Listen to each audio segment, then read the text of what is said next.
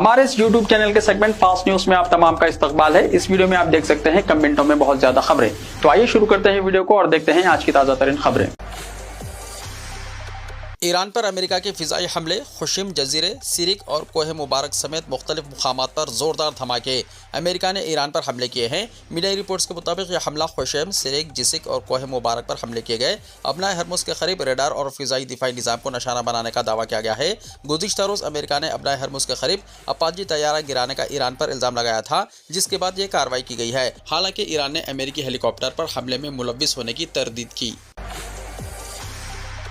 America की कार्रवाई के बाद ईरान का जवाब, बहरीन में अमेरिकी बहरिया के बेड़े पर ड्रोन हमला। मशरिक़ी वस्ता में कशीदगी में एक बार फिर इजाफा हो रहा है। अमेरिका के फ़िज़ाई हमलों के बाद ईरान ने बहरीन में अमेरिकी बहरिया के 5th फ्लीट को निशाना बनाने का दावा किया है। इसका कहना है कि यह कार्रवाई बुध के रोज़ ईरानी सरजमीन पर अमेरिकी हमलों के जवाब में की गई है। IRGC के मुताबिक अमेरिकी फ़ौज ने जुनूबी ईरान में कई मुकामात जुसुक, सेरिक और खुशिब जजीरे पर हमले किए थे, जिसके बाद इसने बहरीन में अमेरिकी बहरी बेड़े के खिलाफ जवाबी कार्रवाई की।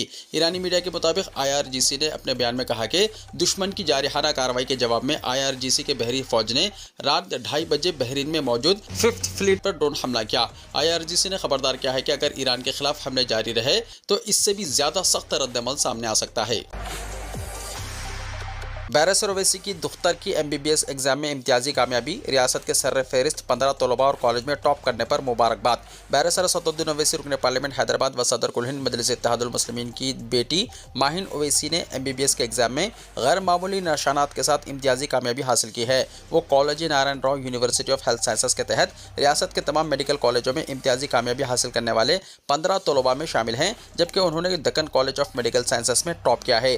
Deccan college of medical sciences की 2021 बैच की तालिबा माहिन ओवैसी ने अपनी शानदार कामयाबी पर सबसे पहले अल्लाह का शुक्र अदा किया और इसे अपने वालिदैन की दुआएं और मेहनत का नतीजा करार दिया। भतीजी की शानदार कामयाबी पर जनाब अकबरुद्दीन ओवैसी कायदे मजलिस मुक़न्नना पार्टी और जनाब Burhanuddin Owaisi editor in chief रोज़नामा इत्तेमाद ने मुबारकबाद दी और नेक तमन्नाओं का इजहार किया। माहिन ओवैसी मोहम्मद शाह आलम रसूल खान की बहू और मोहम्मद साहिल रसूल Khan director Shadan institute of medical sciences की ज़ौजा हैं। उन्होंने मीडिया से बात करते हुए कहा कि मौजूदा दौर में लड़कियों के लिए तालीम की बेशुमार मौक़े हैं, इससे इस्तेफ़ादा हासिल करना चाहिए। शादी के बाद भी लड़कियां तालीम जारी रख सकती हैं। वो खुद अपना मेडिकल पोस्ट ग्रेजुएशन शादी के बाद करने वाली हैं। तालीम ही कामयाबी की कुलीद है। लड़कियों को तालीम हासिल करना बेहद ज़रूरी है। बिलखुसूस मुस्लिम मुआशरे के लिए अगर लड़कियां तालीम याफ्ता रहेंगी तो इसके बेहतर नताइज बरामद होंगे और मुस्लिम मुआशरे में इनकलाबी तब्दीली आएगी।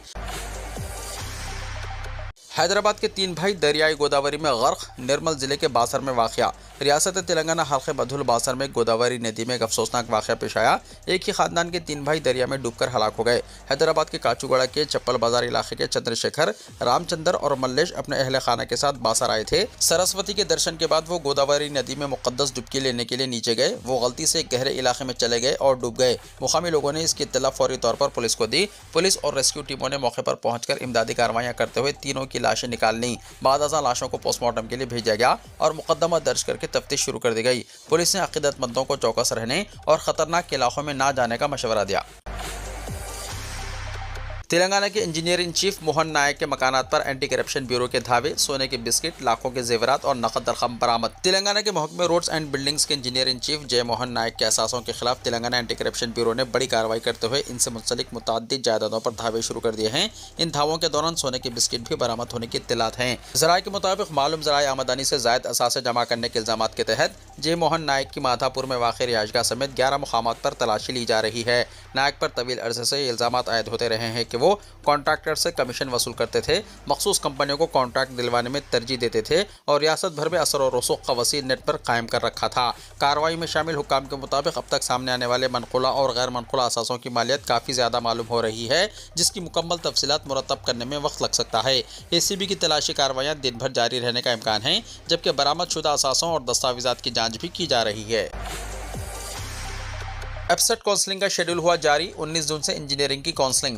रियासत के सरकारी और प्राइवेट इंजीनियरिंग कॉलेजेस में बीटेक सीटों पर दाखिलों के लिए एपसेट काउंसलिंग का शेड्यूल जारी कर दिया गया है। रियासती काउंसिल ऑफ हायर एजुकेशन के दफ्तर में convener professor V Balkrishna Reddy और कमिश्नर टेक्निकल एजुकेशन श्री देवी सेना की सदारत में मुनक्किदा मीटिंग में इस शेड्यूल को मंजूरी दी गई। इस बार भी काउंसलिंग का अमल 3 मरहलों में मुकम्मल किया जाएगा, जो 19 जून से शुरू होकर अगस्त के वस्त तक चलेगा। पहले मरहले में वेब ऑप्शन 25 जून से 1 जुलाई तक दिए जा सकेंगे, जबकि पहले मरहले मरहले की सीटें मुख्तस करने का अमल 10 जुलाई तक मुकम्मल होगा। दूसरा मरहला 17 से 28 जुलाई तक चलेगा।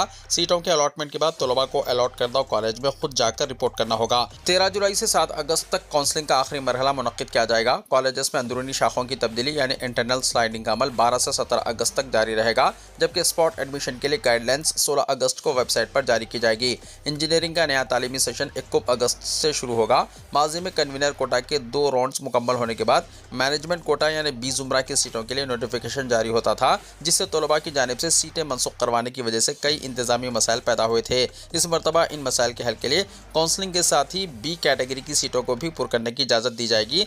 तलबा दूसरे मरहले तक अपनी हासिल करदा सीट मनसूख करवा सकते हैं। ऐसी सूरत में इनकी पूरी फीस वापस कर दी जाएगी। तहम आखिरी मरहला 7 अगस्त के बाद सीट मनसूख करवाने पर फीस की वापसी का कोई इम्कान नहीं होगा। दूसरे मरहले में सीट हासिल करने वाले तलबा के लिए मुतल्लिका कॉलेज में खुद रिपोर्ट करना लाजमी होगा। अगर वो रिपोर्ट नहीं करते तो इन आखिरी मरहले में वेब ऑप्शंस इस्तेमाल करने की इजाज़त नहीं दी जाएगी। कॉलेज में रिपोर्टिंग के वक्त तलबा को सिर्फ अपना असल TC जमा कराना होगा, जबकि बाकी तालीमी सर्टिफिकेट्स की सिर्फ ज़ेरॉक्स कॉपियाँ फराहम करना काफ़ी होगा। पहले मरहले में सीट हासिल करने वाले तलबा अगर बेहतर कॉलेज या ब्रांच के ख्वाहिशमंद हैं तो वो दूसरे मरहले में नए वेब ऑप्शंस के साथ दोबारा रजिस्ट्रेशन करवा सकते हैं। तेलंगाना टेट एग्जाम्स के लिए हॉल टिकट्स जारी। तेलंगाना टीचर अहलियत टेस्ट यानी टेट लिखने वाले उम्मीदवारों के लिए एक अहम अपडेट सामने आई है। महकमे तालीम के ओहदेदारों की जानिब से टेट एग्जाम्स के हॉल टिकट्स बाज़ाब्ता तौर पर जारी कर दिए गए हैं। एग्जाम में शिरकत करने वाले तमाम उम्मीदवार ऑफिशियल वेबसाइट पर जाकर अपने हॉल टिकट्स डाउनलोड कर सकते हैं। उम्मीदवारों को मशवरा दिया गया है कि वो वेबसाइट पर ये तफसीलात दर्ज करें, जिसमें Aadhaar number, general ID, mobile number और तारीख़ पैदाइश शामिल है। टेट एग्जाम्स 16 जून से शुरू होकर 22 जून तक जारी रहेंगे। एग्जाम्स रिवायती कागज़ और कलम के बजाय कंप्यूटर पर मुबन्नी फॉर्मेट में मुनक्किद होंगे। हर दिन 2 मुख्तलिफ सेशंस सुबह और दोपहर में लिए जाएंगे। पुरअमन और शफाफ एग्जाम्स के इनेकाद के लिए रियासत के 16 अजला में जुमला 61 इम्तिहानी मराकिज़ कायम किए गए हैं। हुकूमत की जानिब से साल में 2 बार ये एग्जाम मुनक्किद करने के फैसले के बाद जून के इस सेशन के लिए रियासत भर से जुमला 1,36,000 उम्मीदवारों ने अपनी दरख्वास्तें जमा कराई हैं। हैदराबाद में गरज चमक के साथ तूफानी बारिश, नशीबी इलाके डूब गए, ट्रैफिक निज़ाम दरहम बरहम। हैदराबाद में शदीद बारिश की वजह से मामूलाती ज़िंदगी मुतासर हो गए हैं। शहर के मुख्तलिफ इलाकों में गरज चमक के साथ बारिश होने से नशीबी इलाके ज़ेर-ए-आब आ गए और सड़कों पर बारिश का पानी जमा होने से गाड़ी चलाने वालों और पैदल चलने वालों को मुश्किलात का सामना करना पड़ा। तेज़ हवाओं के साथ होने वाली बारिश के साथ कई मुकामात पर जालाबारी हुई और दरख्त गिरने की वजह से मुख्तलिफ इलाकों में ट्रैफिक जाम हो गई। किंग कोटी, हैदरगुड़ा, बशीरबाग, हिमायत नगर, फलकनुमा, एबेट्स, जहानुमा, चंद्रायन गुट्टा, हाफिज बाबा नगर, कंचनबाग, बहादुरपुरा, बारकस, शास्त्रीपुरम, राजेंद्र नगर, हाईटेक सिटी, गच्चीबौली, तालाबकट्टा, नशमन नगर, याकूतपुरा, खलंदर नगर, रियासत नगर, भवानी नगर के अलावा दीगर इलाकों में बरक़ी सरबराही मुनक़ता हो गई और कई घंटों तक बरक़ी सरबराही को बहाल नहीं किया जा सका। JHMC की हदूद में मौजूद सयाहती मुकाम हुसैन सागर कट्टा पहली मरतबा झील का मंजर पेश कर रहा था। दोनों शहरों के कई मुकामात और अहम सड़कों पर ट्रैफिक जाम के नतीजे में राहगीर कई घंटों तक ट्रैफिक में फंसे रहे।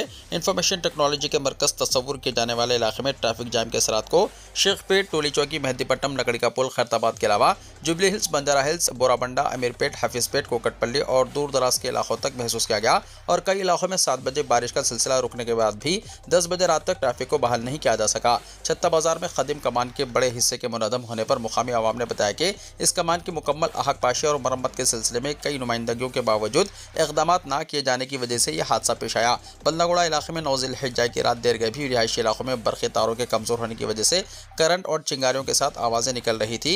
इस सिलसिले में TSS PDCL के अहदेदारों से शिकायत भी की जा चुकी है, लेकिन ताहाल इन तारों की तब्दीली के सिलसिले में कोई इक़दामात नहीं किए गए। शहर में बारिश के दौरान होने वाले नुकसानात के सिलसिले में सरकारी तौर पर किसी भी तरह के कोई एदाद व शुमार जारी नहीं किए गए, बल्कि JHMC के हदूद में गिरने वाले दरख्तों की तफसीलात भी जारी करने से गुरेज किया गया। हालांकि बारिश के बाद कई इलाकों में इमरजेंसी टीमों की तैनाती के दावे किए गए और बाज़ अहम और मसरूफ सड़कों पर JHMC के इमरजेंसी अमला और हैड्रा के एहलकारों को पानी की नक्कासी की कोशिश करते हुए देखा गया, लेकिन बाज़ मुकामात पर ट्रैफिक ड्यूटी अंजाम दे रहे पुलिस एहलकार ही पानी की नक्कासी की कोशिश करते हुए नजर आए और कई नशीबी इलाकों में पानी जमा होने की वजह से घरेलू अशिया नाकारा होने की भी शिकायत मौसूल हुई हैं।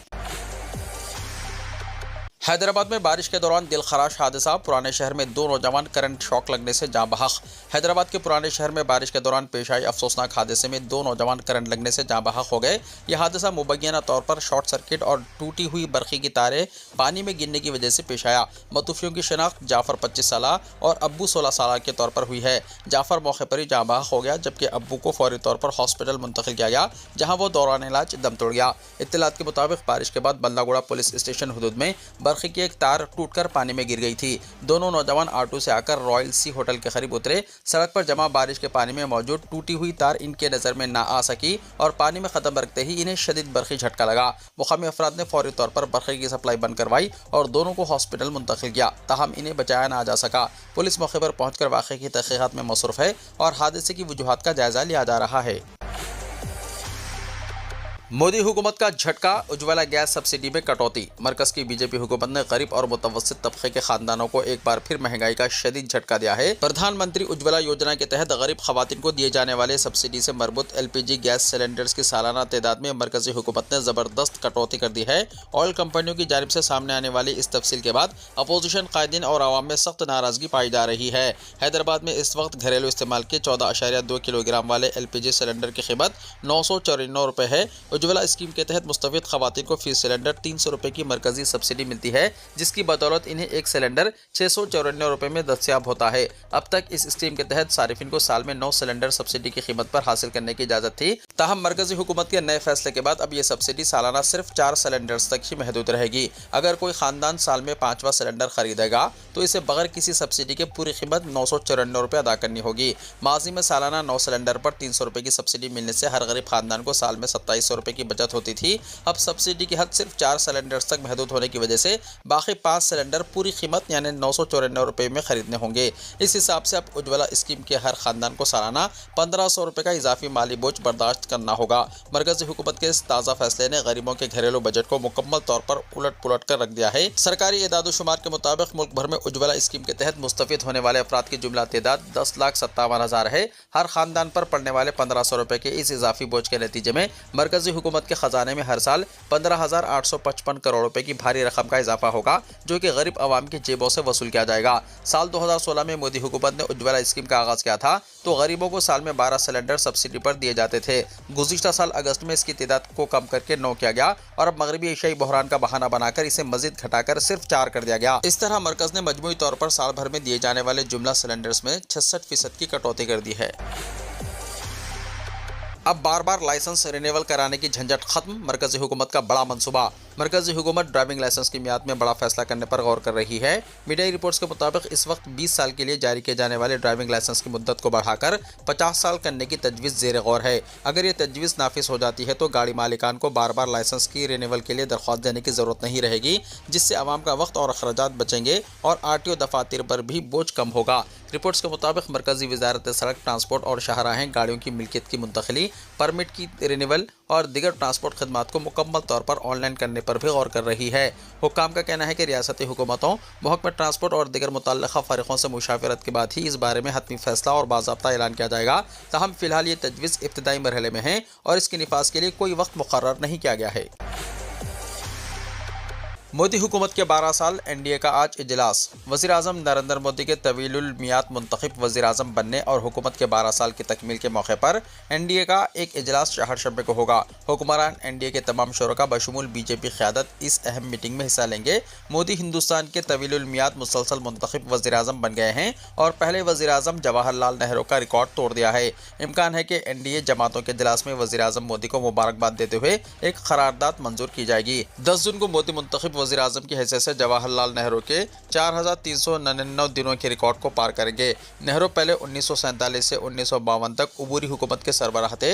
इसके बाद वो 1952 के इंतखाबात के बाद मुंतखब वज़ीर-ए-आज़म बने। साबिक़ वज़ीर-ए-आज़म इंदिरा गांधी की मियाद 14 वर्षों पर मुश्तमिल है, जो मोदी से ज़्यादा है, लेकिन इनकी वज़ारत उज़्मा मुसलसल नहीं थी। मोदी ने 26 मई 2014 को वज़ीर-ए-आज़म की हैसियत से हलफ लिया। इस दौरान कई आलमी कायदीन ने वज़ीर-ए-आज़म मोदी को मुबारकबाद दी।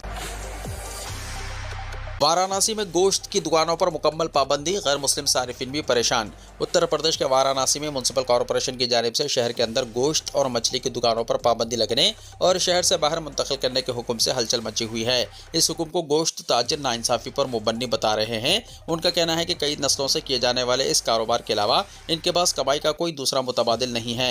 ऐसे में अगर हुकूमत इनको शहर से बाहर करती है तो इसका इनके रोजी रोटी पर बुरा असर पड़ेगा, जो कि नज़र भी आने लगा है। गोश्त ताजिरों उन्होंने बताया कि इनके आधे से ज़्यादा कस्टमर हिंदू हैं और वो भी दुकानों को शहर से बाहर मुंतकिल करने के फैसले से नाराज़ हैं। मुकामी मुसलमानों ने भी वाराणसी म्युनिसिपल कॉरपोरेशन के फैसले को गलत ठहराया और बताया कि बड़ी गोश्त कंपनियों को फ़ायदा पहुँचाने के लिए इस तरह के फैसले लिए गए हैं। एक ताजिर ने बताया कि इससे न सिर्फ पुलिस का इस्तेसाल बढ़ेगा बल्कि जगह जगह पर चेकिंग और गाय के गोश्त के दाम पर वसूली भी शुरू हो जाएगी। वाज़ह है कि हाल ही में मजहबी और रूहानी शनाख्त वाले काशी शहर में गोश्त और मछली के कारोबार को लेकर अहम फैसला लिया गया है। म्युनिसिपल कॉरपोरेशन के इजलास आम की मीटिंग में शहर के अंदर चलने वाली इन दुकानों को मरहलेवार तरीके से शहर की सरहद के बाहर मुंतकिल करने पर इत्तेफाक कायम हुआ है।